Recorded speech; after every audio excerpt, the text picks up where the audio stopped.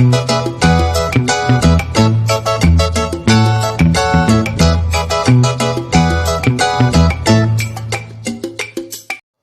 दोस्तों, परदेसी flight YouTube channel पर आप सभी का स्वागत है। दोस्तों आज मैं आपको बताने जा रहा हूं कि आप डमी टिकट किस तरीके से बुक कर सकते हैं। डमी टिकट जो होता है वो ओरिजिनल टिकट नहीं होता है, लेकिन ओरिजिनल से कम भी नहीं होता है। ये एक काम चलाओ टिकट होता है जो टूरिस्ट वीज़ा वालों को या विजिट वीज़ा वालों को एयरपोर्ट पर शो करना होता है। तो ये टिकट दोस्तों आप किस तरीके से बुक कर सकते हैं।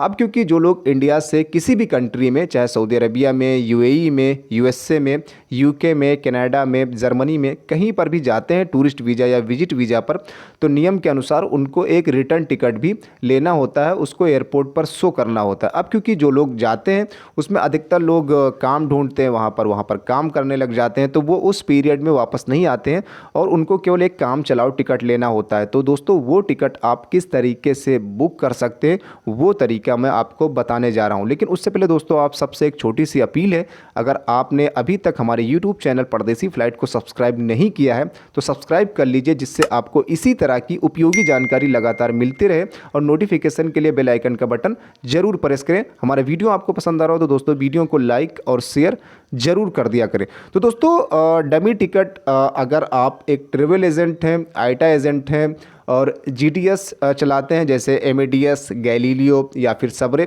तो फिर कोई दिक्कत नहीं है, वहाँ पर होल्ड कर देते हैं और फिर उस टिकट को दे देते हैं। लेकिन अगर आप एक छोटे एजेंट हैं, कस्बों में काम करते हैं, कोई पोर्टल यूज करते हैं, चाहे अकबर ट्रेवल्स का या रिया ट्रेवल्स का या फिर अल हिंद का या फिर एफटीडी का, कोई भी पोर्टल यूज करते हैं, तो किस तरीके से आप पैसेंजर के लिए रिटर्न टिकट बुक करेंगे दोस्तों, मैं आपको बिल्कुल जेन्युइन तरीका बताने जा रहा हूँ, जिसमें होल्ड वाला तरीका मैं आपको नहीं बताऊँगा, बिल्कुल इशू वाला तरीका बताऊँगा कि ओरिजिनल तरीके से आप किस तरीके से आप रिटर्न टिकट बुक कर सकते हैं। तो बहरहाल दोस्तों मान लीजिए कोई पैसेंजर है जो टूरिस्ट वीज़ा पर दुबई जा रहा है, मुंबई से मान लीजिए दुबई जा रहा है और रिटर्न टिकट आपको उसको देना है 15 दिन के अंदर या 20 दिन के अंदर, तो किस तरीके से आप उसको रिटर्न टिकट दे सकते हैं। तो बहरहाल आप अपना एजेंट आईडी जो भी है, एजेंट पोर्टल जो भी है, उसको लॉगिन कर लीजिएगा।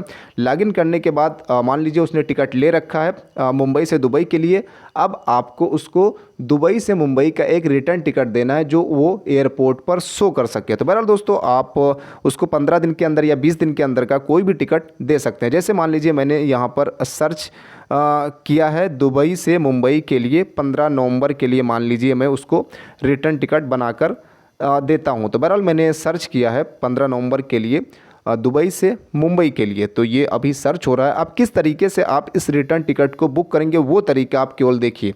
यहाँ पर आप देख रहे होंगे कि फ़्लाइट मैंने जो सर्च की है तो बहुत सारी फ़्लाइटें आ रही हैं।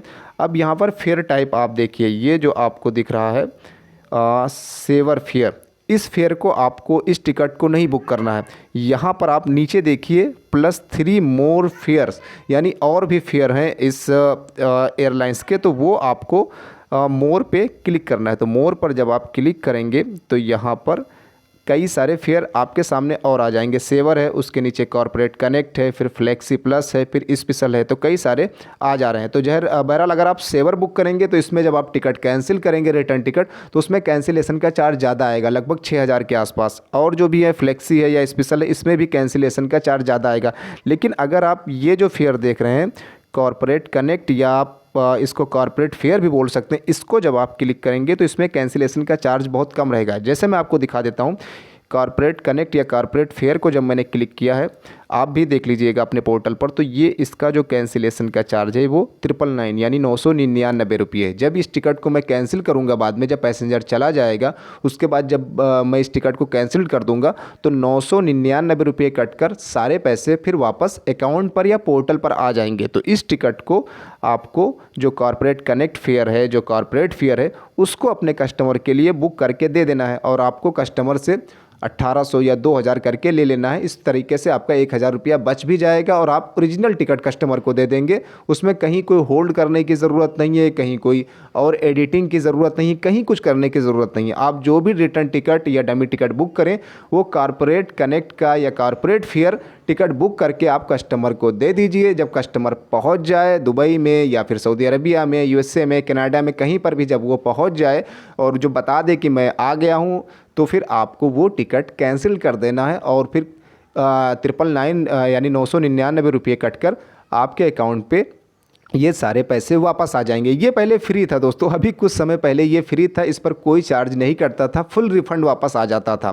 तो बहरहाल अब कुछ एयरलाइंसों ने अपना नियम चेंज कर दिया है, वो कुछ चार्ज ले रहे हैं कॉर्पोरेट कनेक्ट फेयर का या कॉर्पोरेट फेयर का, वो कुछ चार्ज लेना शुरू कर चुके हैं। तो दोस्तों इस तरीके से आप अपने कस्टमर के लिए रिटर्न टिकट बुक कर सकते हैं, चाहे वो दुबई जा रहा हो, सऊदी अरबिया जा रहा हो, टूरिस्ट वीज़ा या विजिट वीज़ा पर, या और किसी कंट्री में जा रहा हो। तो इस तरीके से आप अपने कस्टमर के लिए ये टिकट बुक कर सकते हैं, इशू कर सकते हैं। आपको होल्ड वाला टिकट देने की कोई ज़रूरत ही नहीं है। आप सही तरीके से काम करें, आप जेन्युइन तरीके से काम करें, इस तरीके से आप उसको टिकट ओरिजिनल टिकट इशू करके आप दे सकते हैं, फिर बाद में आप कैंसिल करके उसका रिफंड ले लेंगे। बहरहाल दोस्तों आपको ये ध्यान रखना है कि आपको कॉर्पोरेट कनेक्ट या कॉर्पोरेट फेयर ही टिकट इशू करना है, जिससे आपको केवल 1000 रुपये आपका कटे और बाकी सारे पैसे आपको वापस मिल जाएंगे। बहरहाल दोस्तों इससे जुड़ा हुआ कोई सवाल आपके जहन में है तो वो सवाल आप मुझसे पूछ सकते हैं, मैं कोशिश करूंगा आपके सवालों के जवाब देने का। मिलते हैं दोस्तों नेक्स्ट वीडियो में, तब तक के लिए अपना ख्याल रखें, खुश रहें, गुड बाय।